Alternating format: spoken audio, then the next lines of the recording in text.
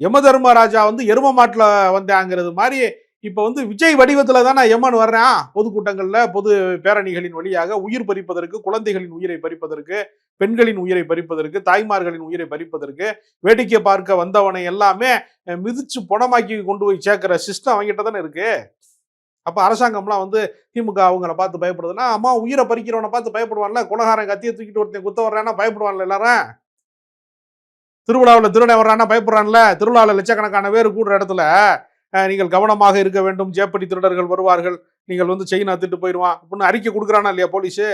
அப்ப போலீஸ் பயப்படுதா திருடனுக்குன்னு கேட்டா நடந்துடக்கூடாது ஒரு விபரீதம் சொல்லத்தான் செய்வான். இல்ல அவங்களுமே முடக்குறாங்க. புதுச்சேரி அரசாங்கமும் விஜய் முடக்குறாங்க. ரோட் ஷோக்கு அனுமதி ரோட் ஷோக்கு கடைசி நேரத்தில் அவங்களே வேணாம்ட்டாங்க மழையை காரணமாக காட்டி. இவங்களை பார்த்து எல்லாருக்குமே பயம் இருக்கு. ஏன்னா யார் உயிரை எப்போ பறிப்பாங்கிறது, யார் தாலியை எப்போ அறுப்பாங்கன்ற மாதிரி யார் உயிரை எப்போ பறிப்பாங்கிற ஒரு அச்சத்தில் தான் தமிழ்நாடே இருக்கு. அதனால ஆளுகிற அரசாங்கம் புதுச்சேரி அரசாங்கமாக இருந்தாலும் தமிழ்நாடு அரசாங்கமானும் மக்கள் வந்து நான் உயிரோட இருக்கணும்னு நினைக்கக்கூடிய அரசாங்கம் எல்லாருமே ஒரு யம தர்மராஜா மாதிரி வரக்கூடிய விஜயை பார்த்து பயப்படுறாங்கிறது உண்மைதான்.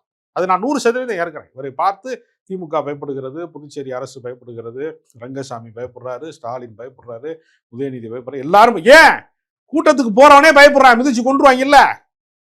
வேடிக்கை பார்க்க போறவன் கூட பயப்படுறான்.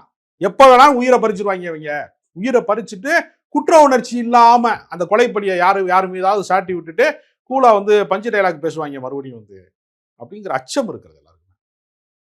இல்ல ஆதவ் இன்னைக்கு தந்தி டிவி கொடுக்குற பேட்டிலுமே விட அந்த குற்றச்சாட்டை தமிழக அரசின் மீது முன்வைக்கிறாரு, காவல்துறையின் மீது முன்வைக்கிறாரு.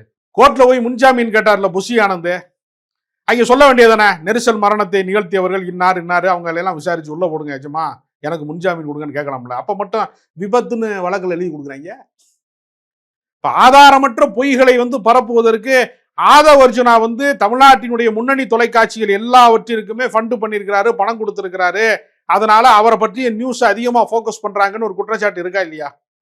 முன்னணி தொலைக்காட்சிகள் எதாவது இருக்கோ அது எல்லாத்துக்குமே விஜயை வந்து அவங்க அதிகமா ப்ரொமோஷன் பண்ணதுக்கு காரணம் இவர் பணம் கொடுத்திருக்கிறாருங்கிறதான உண்மை. அதனால அவர் சொல்ற பொய்களை கோயபல்ஸ் பிரச்சாரங்களை எல்லாம் அவங்க ஒளிபரப்புறாங்க.